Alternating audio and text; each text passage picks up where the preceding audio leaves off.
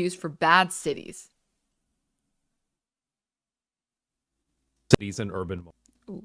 I mostly talk about great cities in Europe, so what do you have to say about I make the videos about exploitation walkable of zombies in the porn industry?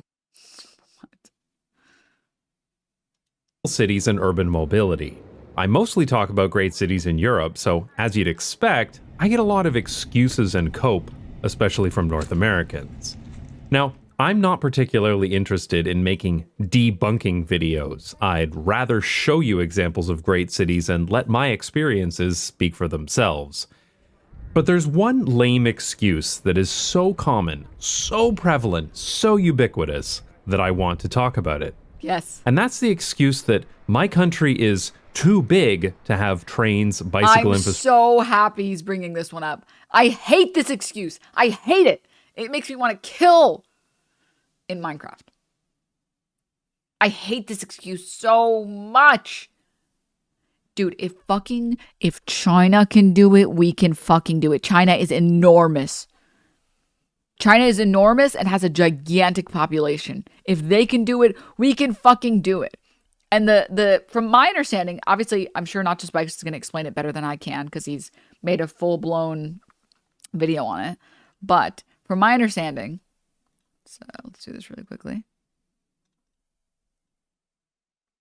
The basic gist of it, pretend like this is the USA, okay, is that in like major cities, you would have a good, I don't know, just adding some dots. You would have like good transit systems within each of these cities, right? So like buses and trains that go to any major areas, and like ways to get into the cities that's easy, right? So like if you guys have ever seen New York's transportation, it would be like that, like little ecosystems of like buses and trains, okay? And then you would have high-speed rail connecting these cities. Maybe even high-speed rail to like getting onto these main paths from like wherever, right? So you would just set up a good system, like Amtrak's or whatever, but they actually work. That's it. It's not that complicated. It's actually very easy. That's it. That's literally it. Structure, walkable neighborhoods, or whatever. This is an excellent and well thought out explanation as to why North American cities are so terrible. Well, that is, until you think about it for more than about 12 seconds.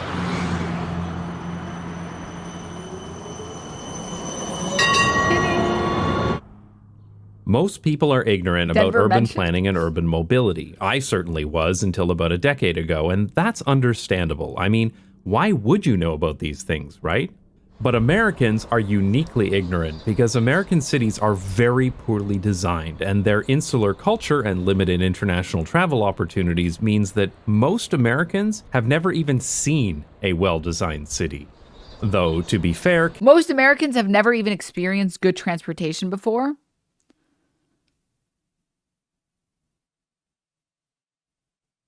Ever. Ever.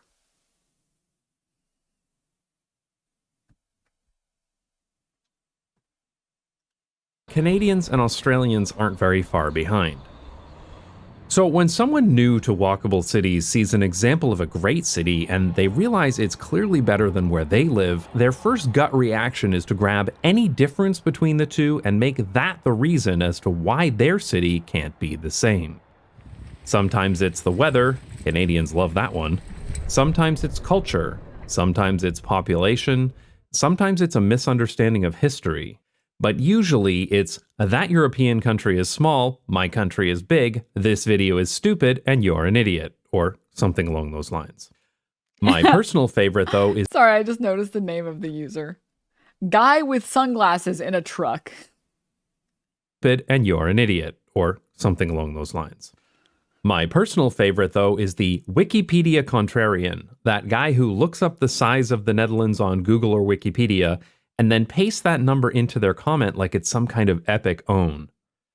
And I can tell which source they use because Wikipedia and Google have different numbers. In case you're curious, here's how big the Netherlands is compared to the United States, Canada, and Australia. So why is this argument so stupid? Well, quite simply, Americans aren't traveling from Fluffy Landing to Hump Tulips every day. Canadians aren't traveling from dildo to spasm every day. And Australians aren't traveling from Chinaman's knob to useless loop every day. And also, why are there 2 places in Australia called Chinaman's knob? All right, you know what? I am done talking about Australia. People do not travel across their country on a regular basis. They travel within their city. So the only thing that really matters to most people is the design of that city, which is what we're talking about here. For example, in the United States, over 45% of trips, all trips, are 3 miles or less. That's 5 kilometers for the rest of my audience. These are distances that could be easily done by walking or cycling. So, despite the size of the country and the sprawliness of the cities, Americans don't actually travel that far for most trips. But unsurprisingly, almost all of those trips are taken by car because it's too dangerous to walk or cycle and public transportation is non-existent. And there's also no fucking sidewalks. There's no sidewalks on some of these roads. You literally can't walk on the road without being afraid a car is gonna fucking hit you. Which again, is the whole point. This may come as a surprise to some people because Americans are obsessed with commuting, and the average commute length in the US is about 20 miles. That's 32 kilometers for everyone else. But there are many more trips that people take on a daily basis that are not commuting. Even here in the Netherlands, there are many places, especially smaller towns and villages, where people commute to work by car, but do all of their other trips, such as grocery shopping, visiting friends, or going to appointments by walking, cycling, or public transit. They have those options available to them for shorter trips, Dude, which again... I'm gonna cry looking at this neighborhood with sidewalks and laying brick and biking. This is so idyllic. I want to cry. Is the point. The problem is not cars, it's car dependency. We need to give people the freedom to not to have to drive. Though regardless, 32 kilometers is still a perfectly reasonable distance to commute by train if those trains existed. And now, this is where Americans will claim that America is too big for trains, which is absolutely comical because America was literally built by the railroads, and so was Canada for that matter. In the 1800s, a railroad company would buy up all the land west of wherever they were, build a railroad and a bunch of stations, and then sell the land near those stations made valuable by the rail line to recoup their investment. Nearly every town, city, and village in the United States and Canada had a train station and was connected by rail, with very few exceptions. And almost every city and town had a streetcar line too, with very few exceptions. And every one of those places was built to be walkable, as every one of those places was built before automobiles were common, again, with very few exceptions. I'm gonna cry.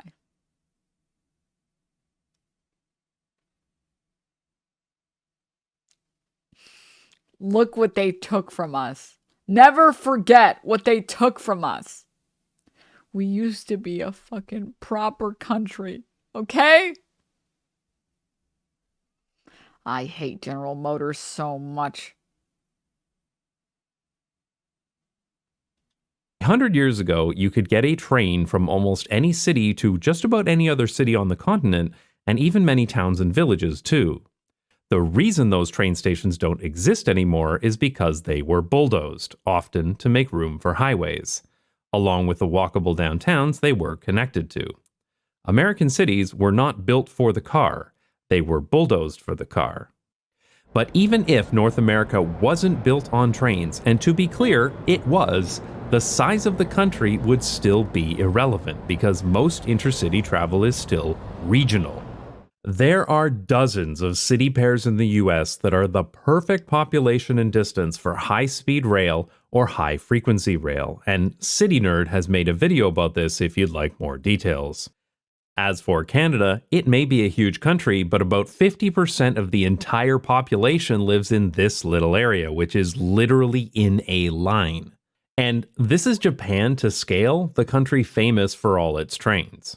So yes, Canada, you can build a high-speed train between Toronto and Montreal. And by the way, here's China with its high-speed rail map.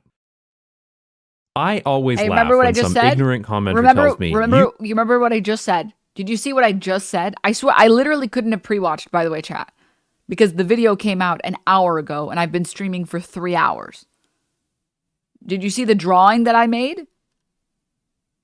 You remember how I brought up China? That's it. It's the same thing. It's the same thing. You just build high-speed rail to all the major cities. So it's easy to travel from major city to major city, which is what they do in Japan, I'm pretty sure as well. And then you just build good transportation within that city. You obviously have no idea how big the US is, but actually, yes, I know exactly how big it is. Because I've driven across the continent 8 times. I know that you can travel long distances in America without encountering any borders, but did you know that you can do that in Europe too? This is the Schengen Zone, a group of European countries that allows visa-free travel. That means I can drive to any one of these places and never encounter a border at all. Yes, I know I can't drive to Iceland. But the Schengen Zone is not constant, and new countries are being added every few years. For example, Croatia was just added in 2023. And Bulgaria, Romania, Cyprus, and Montenegro plan to join in the near future. But if that happens, will Amsterdam need to tear up all their bike lanes because the Schengen Zone is too big?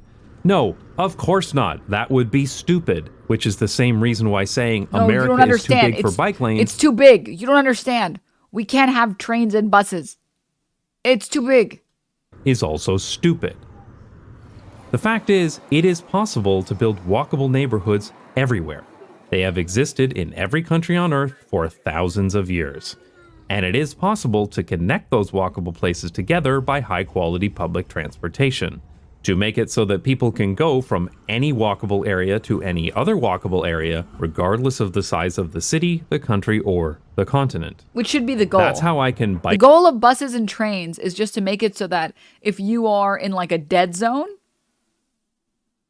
of like this area is like a little walkable like city center, and I want to go to the other side of the city that's also a city center, I would just take a bus or a train there. People were not meant to drive. Human beings were not meant to drive cars everywhere. We weren't meant to live like that.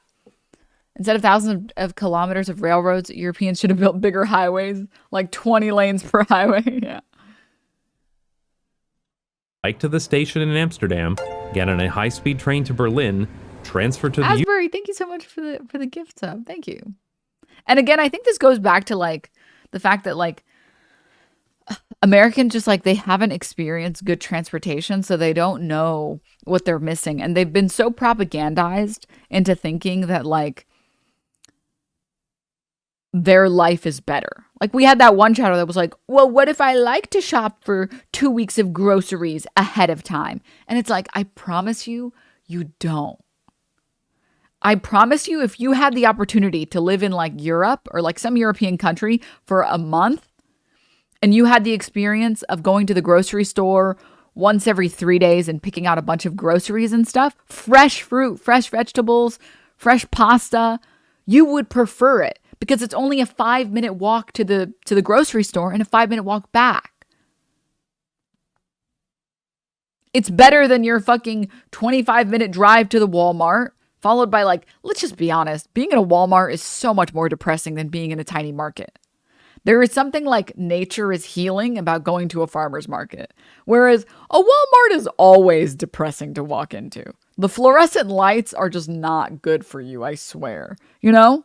There's nothing fun and exciting about getting 2 weeks of canned beans.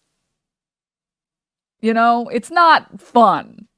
It doesn't feel good. It's like your brain instinctively knows. You know how like your brain automatically is like hardwired to know like, what is it, like the 5-6 facial expressions that signify certain emotions? Like, you know what happiness looks like, you know what disgust looks like, you know what sadness looks like. We don't have to teach kids to recognize facial expressions. I feel like it's the same thing with like walking into a Walmart. It's like your brain is automatically put into fight or flight when you walk into a Walmart. It's like a Waffle House like parking lot. You just know. No one had to teach you. You just know. You know what I mean? So you get to take a nice fucking 25-minute drive on your ugly ass strode all the way to the Walmart, and you have to park about a fucking 3-minute walk away from the store entrance because every Walmart has giant parking lots. And then you get to take this ugly ass shopping cart with you and fill it with trash. Nothing that makes you happy either. You know what I mean? So that you can wait in a fucking grocery store line for fucking 15 minutes because everyone else is also buying 2 weeks worth of groceries. And then you fucking go all the way back. You get to look at all these ugly cars back on your way to your own car. Fill your car with trash. Like, just fill it all the way to the brim. Drive back for 25, 30 minutes. And then you're like, oh, I can't take all of this stuff in one go to my house. Time to make 2 or 3 trips. I literally am carrying as much as I can every trip, and it's not enough. That's what you want to do? That's how you want to live? I promise you, if you experience like going to the supermarket every 3 days to pick out like some fresh fruit, vegetables, pasta, rice. Well, I mean, rice, honestly, you just buy it once and you're good. You know what I mean?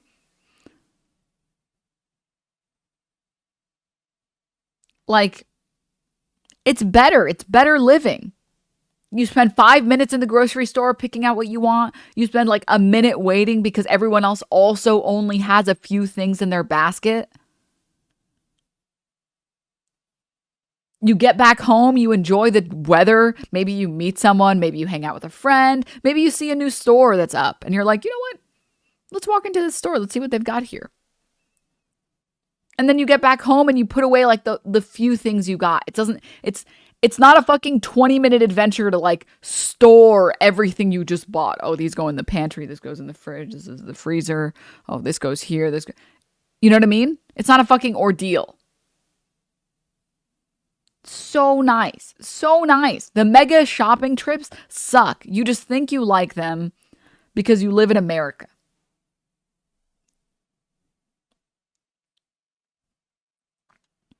Also, you save money on like food not going bad in your fridge. The number of times where like I will come home with like a bunch of groceries and by the end of the week, I totally forgot about like the carrots I bought and the celery I got and the strawberries I got. And I'm like, great, these are all bad. Time to throw them out. Guess what? If you only buy enough groceries for like the next 2 days, 3 days, depending on how big your family size is, like, I don't know, you don't have to worry about food going bad because you just eat it immediately. It's a better way to live. You know what I mean? Like, obviously there are people that go like get food every single day. But personally, I think getting it every 2 or 3 days is pretty nice for me.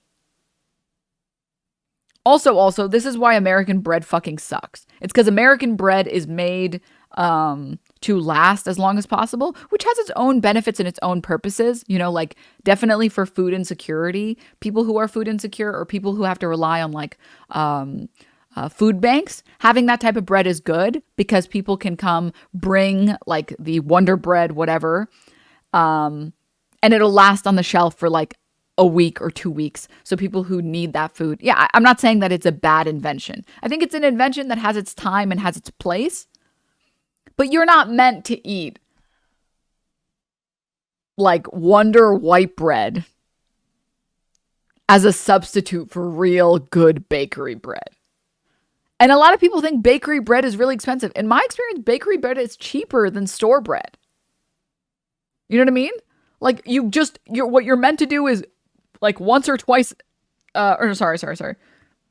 once a day or once every 2 days, you go to your local bakery that's only 5 minutes away and you buy one loaf. And by the time the 2 days are over, that tiny loaf that you got, and also bakeries sell like half loaves and they pre-slice it for you and everything. And it's not filled with so much sugar that it legally has to be considered cake. And by the time the 2 days are over, the bread is a little bit more stale, but you've eaten most of it and you can go toss the rest. You know what I mean? And if you really want to, if you eat bread really slowly, you just freeze the extra bread and then defrost it later. You know? It's just not that, it's not difficult, you know? U-Bahn and walk to my hotel. But even if size did matter, then why isn't Maryland covered in bike lanes and train tracks, or Hawaii, or Prince Edward Island? Instead, pretty much everywhere in the US and Canada looks exactly like this, regardless of... Bro, what the fuck is this? A good country, a working country. Dude is trying to do groceries on a scooter. There's no way. You actually think he's gonna do it? I don't know how possible, but I'm gonna learn this. Oh my gosh.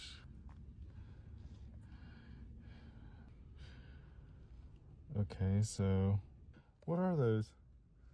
Cute. Is that carabiners? Those are carabiners. She is like, this lady's like, there's no way. I mean, alright. Yeah.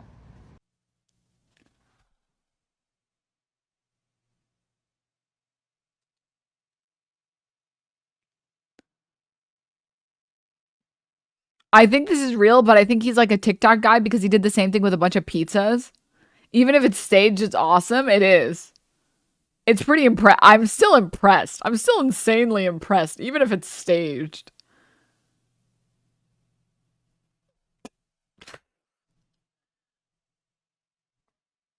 Crypto bros, this is the type of bootstrapping they're talking about. I have no words. I gotta retweet this. This goes crazy. All right, back to the not just bikes video.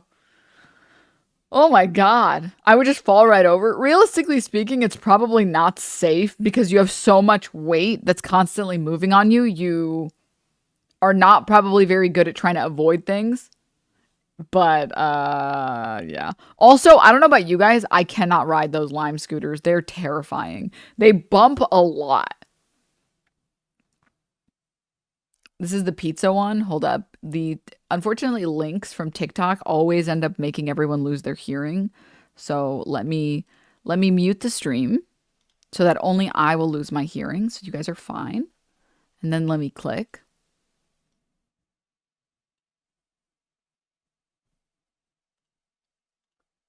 Okay.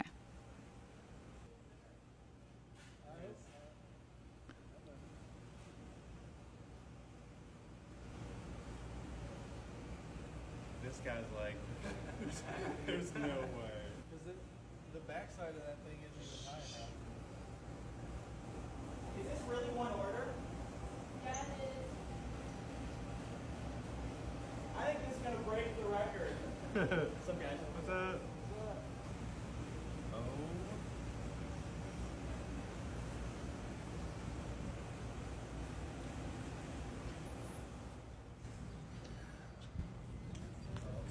Just gonna sit over here so we can watch. Just sit right there.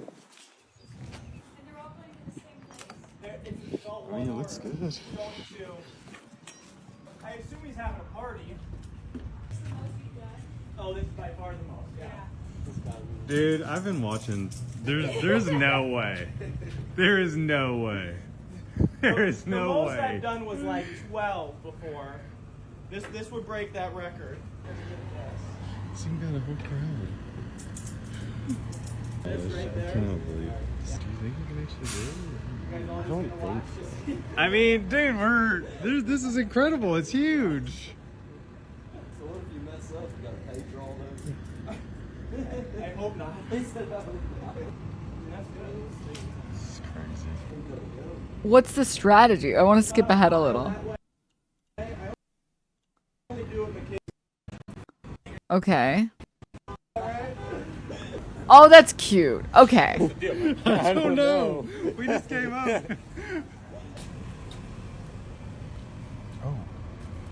Is that You what could he's not doing? get me to ride one of those things, by the way. Can you balance on that? I would never thought I would see a ratchet strapping a pizza.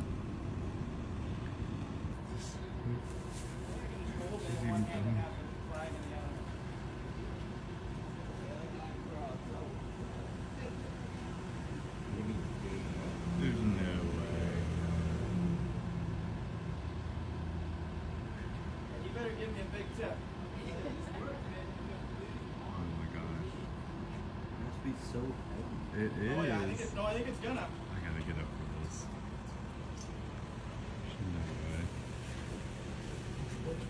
No way. Oh.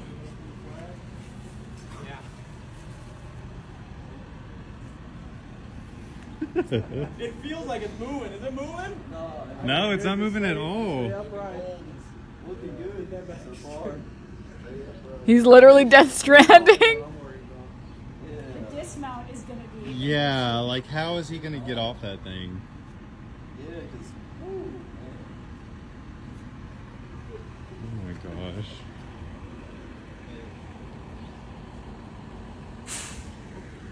Hey, thank you, everyone. Alright, see ya. Oh my gosh. That would hurt so bad if you fell. There is no way. Okay, so the videos are definitely fake, but you know what? It's fine. Honestly, out of all the fake videos that can exist on the internet, I'm fine with that being fake. It's definitely way better than like the fake gold digger pranks. Can we all agree on that? Because that shit was fake and it sucked. Oh, look, I'm sitting on a Lamborghini and this woman is suddenly she wants to talk to me. But when I'm sitting on the bad, ugly car, she doesn't want to talk to me. Women are gold diggers. It's like, okay, dude, just please. Just please. Whereas, like, if this is fake, what's the problem, you know? What about the fake gym harassment videos? Oh my God, dude. Oh. Just all of it is bad. Just everything. Oh. Oh my God. All right. Where were we? What were we talking about? Right. Yes. We were talking about how suburbs. Yes. Bike lanes and train tracks, or Hawaii, or Prince Edward Island. Instead, pretty much everywhere in the US and Canada looks exactly like this, regardless of where it is or what size it is. So, why do American cities suck so much then? Well, there are lots of reasons, as I've talked about in many previous videos, but I think the most important one to talk about here is bad land use. US and Canadian cities waste land. They use huge amounts of land for single-family housing, surface parking lots, low-density developments, and excessively wide stroads. When you travel around that doesn't talk about the fact. Did you cover Hassan and Dr. Disrespect? Yeah, we did. But this doesn't even cover the fact that like every single house has a parking spot, which is a waste of space. North American city, you'll see empty lots like this all over the place. Or like a garage, yeah. There's no acknowledgement that good land is valuable, that it can be used for more efficient purposes. If the local strip mall goes out of business, it isn't turned into something more useful, it's just left there to rot. And a new big box store is built farther down the road. This makes everything too spread out to walk and too inefficient for public transportation, and it's usually too dangerous to cycle because of all the cars. This is ultimately the root of a lot of the problems that I talk about on this channel. In particular, I made the video linked here in the top right about how this explains why public transportation is so bad in North America. Now, you could argue that a bigger country lets you be lazier with land use, but on the flip side, the Netherlands doesn't have good land use because it's small. It has good land use because there were policies and regulations put in place to use land efficiently in order to protect good quality arable farmland, which is one of the reasons why the Netherlands is the world's second largest exporter of agricultural products by value. This wasn't an inevitability, and there are lots and lots of smaller countries in the world that don't do this right. The United States destroys over 750,000 acres of natural and agricultural lands every year to build sprawling suburbs. And Ontario, Canada, where I'm from, destroys 175 acres of farmland per day to build more car-dependent suburbia. That is a choice. So when Americans say something like, US cities are too big and spread out to do whatever, then yes, that's true. But that is literally the problem that urbanists are trying to solve. So it's not really helpful to restate the problem and then use that as the excuse as to why it can't be solved. Though I admit, This is like, actually fix. oh my God, it reminds me of people that are like, well, I don't want my son to be gay because society is so homophobic. And it's like, but you're contributing to that in this moment. Okay. All right. You're so close to getting it.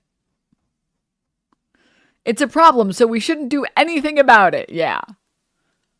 Fixing American and Canadian cities after they were destroyed by car infrastructure and then No, guys, rebuilt to yeah. be car dependent. What we really need is more Tesla tunnels. Okay, guys? If we get a few more Tesla tunnels, chef's kiss. We fix the problem.